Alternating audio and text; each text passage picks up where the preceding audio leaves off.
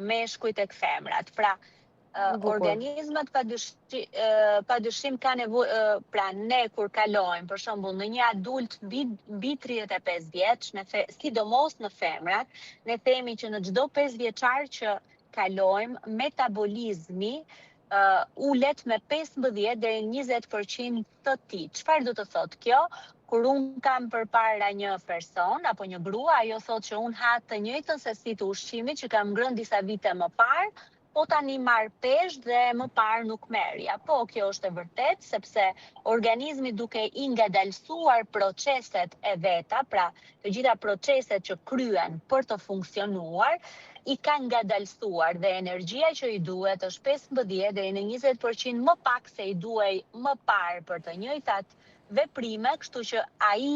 ajo teprica, pra ajo diferenca e kësaj kalorie padyshim depozitohet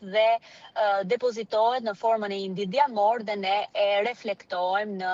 me mbipeshën. Edhe tek meshkujt është e njëjta përqindje?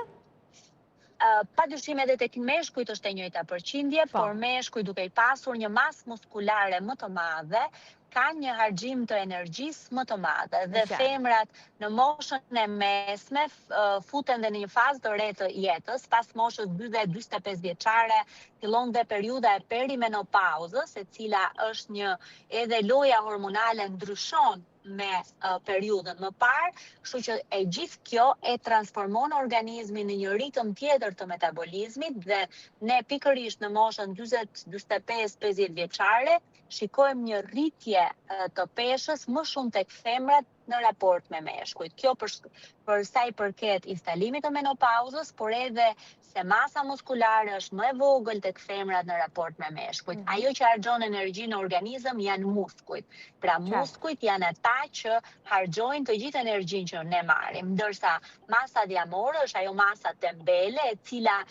ne i themi gjithmonë e tërheq metabolizmin për flokësh, pra e ngadalson gjithmonë më shumë, jo vetëm që nuk harxhon energji, por edhe ato energji që organizmi e merr në formën e ushqimit, një pjesë po e depoziton si indijamor.